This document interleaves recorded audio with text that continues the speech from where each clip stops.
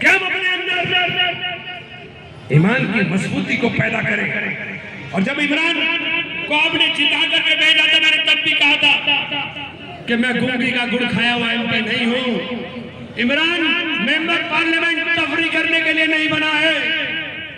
अल्लाह के अलावा किसी से डर नहीं लगता। मजबूती के साथ आपकी आवाज को उठाने का काम करूंगा। और सिर्फ आपकी नहीं, चूंकि मुझे सबने वोट दिया, इसलिए जब गिरनार मंदिर के ऊपर कब्जा करने की बात हुई तो सबसे पहले पार्लियामेंट के अंदर आवाज उठाने वाला आपका मेंबर पार्लियामेंट था। साथियों, आपने तमाम ने देखने का काम किया।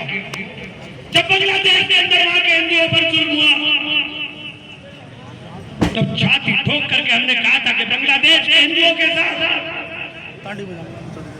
जुल्म को रोकने के लिए सरकार को कड़ा कदम उठाना चाहिए। जिस बांग्लादेश को हमने पैदा किया, वो बांग्लादेश हमें आंख दिखाने की जरूरत नहीं कर सकता।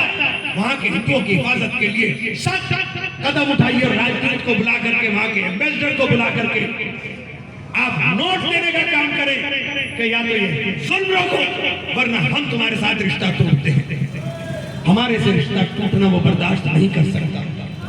मैं साथियों बात इसलिए कह रहा हूं कि कोई आदमी ये नहीं कह सकता कि इमरान वक्त पर जो बोल रहा है, अरे हम यहाँ के अल्पसंख्यकों के, यहाँ की माइनॉरिटीज के लिए भी लड़ेंगे और हम पड़ोस के अंदर अपनी माइनॉरिटीज के लिए भी लड़ेंगे जो हमारे ही भाई हैं। हम सबके लिए ईमानदारी के साथ लड़ने का काम करेंगे। आपने एमपी चुन करके भेजा, आपके बीच में हाजिरी कम हो रही है। हाजिरी कम होने का सिर्फ एक वजह है कि इस लड़ाई को लड़ने के लिए पढ़ने की जरूरत है, और पढ़ने और घूमने के लिए वक्त की जरूरत है, और वो वक्त मेरा ज्यादातर लग रहा है। आपका ये शर्मिंदगी नहीं हो सकती कि आपका एमपी बोला नहीं।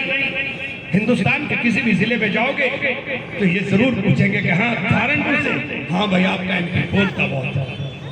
संबल में लगाया हुआ हमारे वोटों के ठेकेदार जब हमारे ऊपर गोली चलती है तो चुप्पी साध लेते हैं।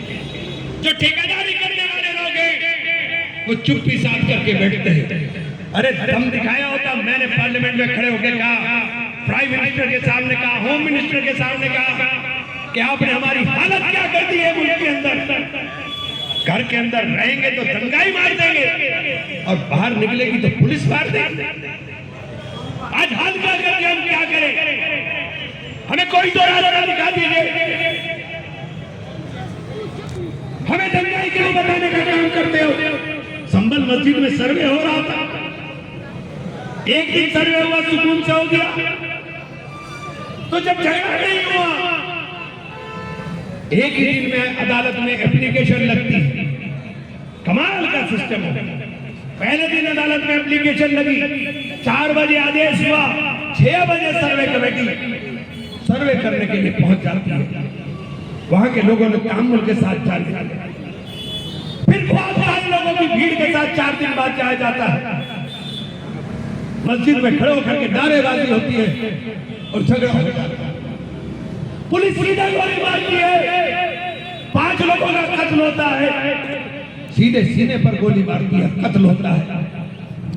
हर एक कत्ल हो रहा है और हम ही दंगाई, गोली भी हम खाएंगे, मरेंगे भी हम, और हम ही दंगाई कहता है।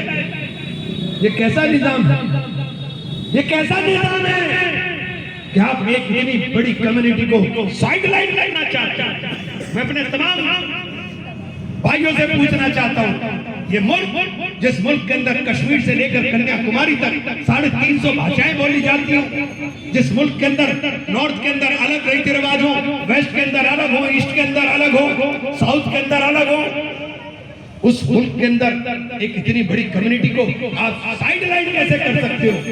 देश की तरक्की हिंदू, मुस्लिम, सिख, ईसाई आपस में भाई भाई से जो नारा लगा था, उसी से होने का काम हो सकती है। इस देश की तमाम विविधताओं को एकता के सूत्र में पिरोने का काम बाबा साहेब भीमराव अम्बेडकर ने किया, संविधान ला करके।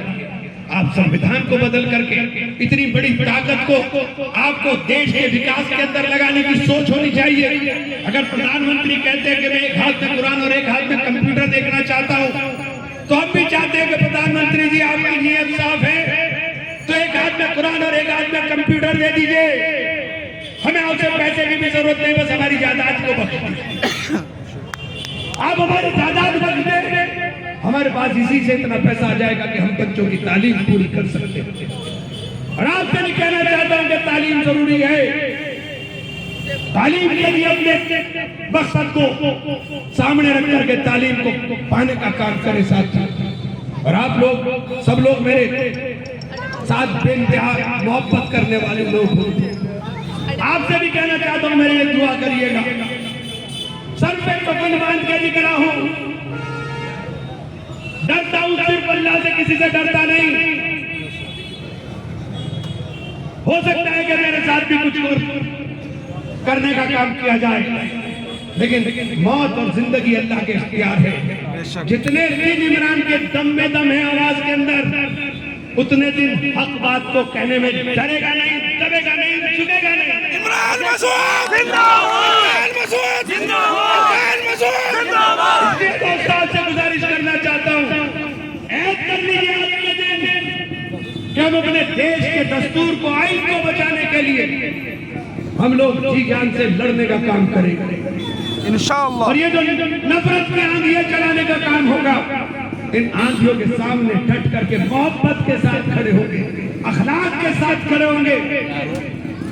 अगर कोई नफरत की बात करता है तो उसको मोहब्बत से उसका दिल जीतने का काम करेंगे। यही हमारा मजहब है, यही इस्लाम तलवार से नहीं फैला, इस्लाम का पहला फरीज़ा अखलाक है। इसलिए अपने दुश्मन के दिल में भी हम मोहब्बत पैदा कर दें, तभी हम लोग सही मायनों में कामयाब मुसलमान हैं। मैं आप सब लोगों को आज के दिन की दिल से मुबारकबाद देना चाहता हूं कि आज हम लोगों ने जिस मोहब्बत और जिस प्यार के साथ झंडे को, जो झंडा हमारा, हम बार बार कहते हैं झंडा हमारा ऊंचा रहे, अल्लाह ताला इसको सलामत रखे, अल्लाह ताला इसको बुलंद करे, पूरी दुनिया में हमारे मुल्क का नाम हो और हमारा दस्तूर आइन और वो बाबा साहेब भीमराव अम्बेडकर का दिया हुआ एक पवित्र ग्रंथ है, एक किताब जिसका नाम संविधान है, अल्लाह ताला उसकी हिफाजत फरमाए। बहुत बहुत शुक्रिया साहब।